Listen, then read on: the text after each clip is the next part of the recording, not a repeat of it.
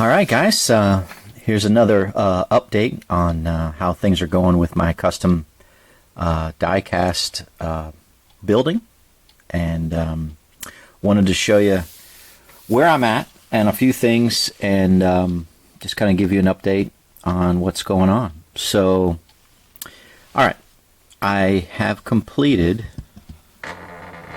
decaling this 2007 Clint Bowyer Jack Daniels car, and unfortunately, you know, the decal set is really for a non-COT car. I was looking real close at the pictures and looking real close at, 2007 was that transition year where they introduced the COT, and and so but the decal set doesn't exist for the COT, so you buy the 2007 Clint Bowyer Jack Daniels decal set, and you do your best you can with it. So a couple interesting things about this car, and I don't know, I keep saying it, been saying it a lot lately. I really like white, light colored decals on a dark car. I think it looks really sharp, and this is another one of those. So yeah, just a couple things. It's really interesting because each one of these little decals, you have to cut out yourself, like these little squigglies or whatever this little design is that goes around the roof. The same type of decal goes here. Actually, on the COT, there's another one that goes here, but the decal set doesn't come with it. It comes with this other little squiggly, so I use this instead. But yeah, so you have to cut out all those individually and put those in place. Yeah. So let's look at this back end, this trunk. So this was a little difficult. So to try to get this on there, so this Jack Daniels here is curved. And on the bottom of it is this pace yourself, drink responsibly. And you can see how I kind of wedge that in there on that car. It's actually this goes along the side, but it was smaller or shorter than this pace yourself, drink responsibly decal. So I cut it off of the back piece, put it on the side, and used the shorter piece to go back here so it would fit, and it barely fits. So it's hard to tell, but you can see this says pace yourself, drink responsibly, and it's kind of condensed. But then on this side it's a little bit bigger, pace yourself, drink responsibly, because this actually was supposed to go up here, but there's not enough room, so I took it and swapped them. So only the keen eye will be able to tell that difference. But just case in point on how sometimes you need to adjust things around to get it to work for you. So yeah, so the back side looks like that. These stretch around. They don't quite stretch all the way here or all the way up against this, but yeah, it still works.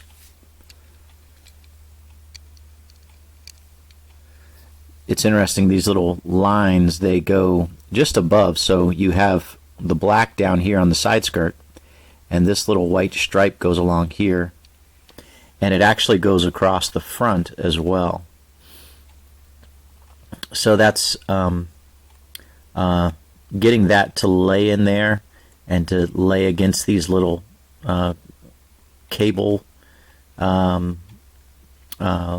areas on the decal or on the die-cast body is kind of hard. But had to do that first, and then you put the Sunoco and the Raybestos and some of these other decals in place over top of it, and I just painted these silver or aluminum so it can look like that. So it's pretty much done. I've got the hood pins painted, trunk pins. I don't think there were any. I just dropped them in there, and then I dot the little fuel inlet there with aluminum. And that's pretty much it. So let this dry. Like I said, I just finished decaling it. And I'll let this dry, and it will be ready to start putting some sealer on it. But yeah, I'm real happy with the way it turned out. I mean, you have to adjust some things around to get it to work, and but yeah, I'm pretty happy with the results.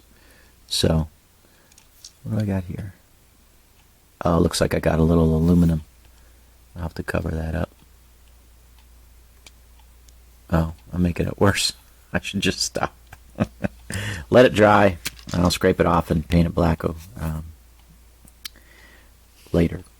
So these are done. Mr. CP, we were emailing. These are ready to ship when you're ready for that. So got the final coat of sealer on it now.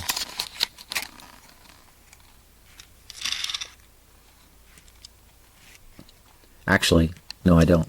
I just touched up this front. I need to put another coat of sealer on that front nose where the white is, and then I'll be able to box it up and ship it out with your Minions car. So decided to go ahead and list this thing on eBay, and so this one's up for eBay if you guys are interested in a Juan Pablo Montoya Cars 2 Spin Master. This is up there. It's interesting how when you take a picture, sometimes the flash or just the picture itself will show things on the car that you need to go back and look at. So for example here, so this is navy blue. I do the black Sharpie across the roof lines, and then on the spoiler I paint it black with the gloss black Tester's paint pen. Well, inevitably, especially on these dark cars that aren't black, when I paint the spoiler, it's hard for me to see if I got everything with the black paint pen. So when I took the pictures, I guess it was last night, and I took the pictures of the backside, I could see a couple blue, and if you look at the eBay auction, you can see a couple blue spots that I had missed. And so I just took my black pen and I guess it was this morning, and went over it, make sure I get all that covered, and should be good to go now. I don't think there's any blue showing through. If there is, I can't see it, and gonna run with this after I get, I think, one more coat of clear sealer on that, and that'll be ready to just kind of get ready for shipping when the auction's over next week. Mr. MB, the two cars that I had made for you, and we were emailing about this. You asked for some decals, and the Hefty Ultimate and the Mario Kart are ready to go for you when you're ready. This is this little Casey Kane special Pepsi car. I'm going to decal this afternoon or this evening, and be able to start getting this done. And then this will be another eBay car. Got a few going on eBay. I had worked. Well, let's go to the board. I had worked the Cole Witt speed stick car, and like I had said in my last video, I had used a Chevy body to do that. Speaking with Mr. RS, he wants me to go ahead and make his with the Toyota body, so I actually had to buy a Toyota body, which is interesting. It's they're hard to come by. 2013, 2014 Toyota Camrys are not easy to come by, at least let me say at a decent price. I mean, I was struggling to find anything under $10 a piece. And, I try to make these custom requests for $25 a piece. That's kind of my going rate. Sometimes it'll be a little bit more than that just because of the difficulty of the car or the rarity of the car. But generally $25 is kind of what I go for. And that's based upon buying these donor cars for $5, $6, $7 a pop. If it's going to be more than $10 for a donor car, then my price is unfortunately going to have to go up. So that's why I try to get them as cheap as I can, so I can keep that price kind of stable. And that's basically over the years I've been making cars. That's kind of the going rate, is $25 a car. When I list things on eBay, that's usually what it's been over the years. Sometimes a little bit more, sometimes a little bit less. But that's why I charge that amount, is because that's been kind of the average selling price of the car that I've listed or made. Yeah, that's why that's pending. Actually, it's not pending anymore because he told me wait, and I'll use an actual Toyota. So I got one coming in the mail. It's probably going to be a few days before that shows up. And I'm starting on, Mr. CD got your car in the works. I'll show you that in a minute. And Mr. FF, your Kyle Busch car. So I'll show you how that's going. So these are the cars that I've got right here. I've got a couple Kyle Busch cars coming in the mail. This is the Pedigree. I decided to go ahead and try this gold metallic Rust-Oleum paint. Let me get this tripod here set down. Where are you?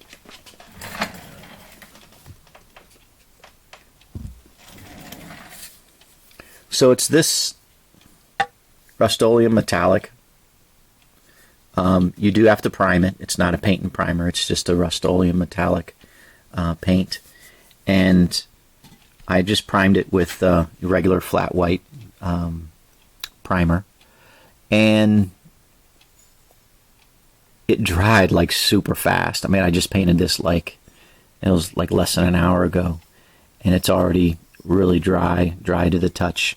And it's a nice smooth coat. I'm very happy with this paint. I wasn't sure how it would turn out, but I'm real happy with this paint. So yeah, that Pedigree car is going to be cool with this gold metallic color. Mr. CD, got your car painted here. I've got a little I think a little touch up to do there. That's drying. This is drying. So I'll be ready to reassemble that and get that working, your Jeb Burton car. And then I've got, this is for my mom's birthday, which is already passed, but I'll give it to her as a belated birthday present. Same with my dad when we visit them for Christmas. So I actually put 2 coats of the pink on here. I let it dry for 48 hours, and then I put a second top coat on it because it was just a little thin. I've got a little bit of the bubbling, that the bubbles have kind of dissipated. I don't know if you can see that. So right here, there's a little bit of bubbles up here. One right there. So hopefully some of the decals will cover that. But, sometimes in the painting process, things just don't work out perfectly. And, I got some up here too. There's a couple here. One right there. And yeah, if it's really bad, I'll dip it and redo it. But this is fine. Like I said, a lot of times the decals will cover up some of the imperfections on the paint. Sometimes they won't. But yeah, I'm just going to move forward with this. Once it dries, reassemble it and decal it. Appreciate, I don't remember exactly who it was, but they sent me, there's a couple people that said, hey, go with the pink, and I think I'm just going to keep these wheels white, because I think the pink and the white kind of go well together, and maybe the pink and if I painted these, if I painted these rims pink, it probably wouldn't look as good. So I'm just going to leave them white and do that for my mom, and she probably won't know the difference. But yeah, so that's kind of where I'm at with that. Yeah, so that's kind of the update that I wanted to give you guys today. Still working this. I tried one of these pink little applicators this time, and it works just fine. So happy with that. Let's see, what's today? December 9th. So if my Kyle Busch cars come in here in the next couple days, I'll be able to jump on those and get those working, and hopefully finish those up. It's Wednesday. If I can finish those up before Monday, then I can turn to on as planned on Mr. JS and the 4 cars that you wanted by Christmas. So it's going to be tight, no doubt about it, but I should be able to, if all goes well, I should be able to get some stuff done and get them done before Christmas. So yeah. All right, guys. Feel free to ask me any questions that you want. And oh, I forgot to show you one last thing. Almost ended the video too early. A couple weeks ago, I had called Rust-Oleum, and they said they were going to send me some new nozzles. And I wanted to show you guys. I got a package from them, and it was just a small little bubble package with a bunch of these nozzles in them. And so I really want to give credit to Rust-Oleum. I'm real happy. Very nice customer service rep I spoke to, gentleman, and took my information, and I explained that on the gloss paint especially, that these nozzles were plugging up, and they weren't they were causing me to either throw the can away early or use a nozzle from another spray can. And so he took my information, and I gave him 2 different codes. I gave him a code for one of the high performance enamel cans, and then I gave him just a regular from the Ultra Cover Paint and Primer. And he sent me 10 of these, which they labeled individually. These are for the just the regular Ultra Cover Paint and Primer. And then I went ahead and I labeled these with the P on the back end for the high performance enamel cans. So two different nozzles. I don't know the difference. This one looks recessed a little bit more than this nozzle, but from the looks of it, it's really hard to tell the difference. So that's why I had to label them. I mean, I'm looking at these. I really cannot tell the difference at all. They look almost exactly the same. I'm trying to look at the codes inside, but this one has a 30N, and I don't see anything in here. Maybe I see a 253 way down in there. But anyways, I got 10 of these, 11 of these, and I mean, that's just terrific. I mean, they sent me 21 free nozzles. So I encourage you, if you're using Rust-Oleum paints and you have any issues with the nozzles clogging up on you, just give them a call. Call their support number, give them your information, tell them what you're doing. Have the cans at the ready so that you can give them the information, the numbers off of the cans, and then they'll send you some free nozzles. And I mean, this is going to last me a good while, for sure, maybe even a couple years. And then, if I start getting clogged up again, I'll give them a call. And it'll save me money, because I was going out and buying new cans of paint when there's still paint left in the can, but the nozzles were all clogged up. So kudos to Rust-Oleum. I'm a fan. I was already a fan of their paint. I think they've got Krylon beat. And now I'm even more of a fan that they send me replacement nozzles at no charge. So, all right, that's all I wanted to share with you guys. I hope you have a great day, and God blesses you, and we will talk to you in the next video. Out here.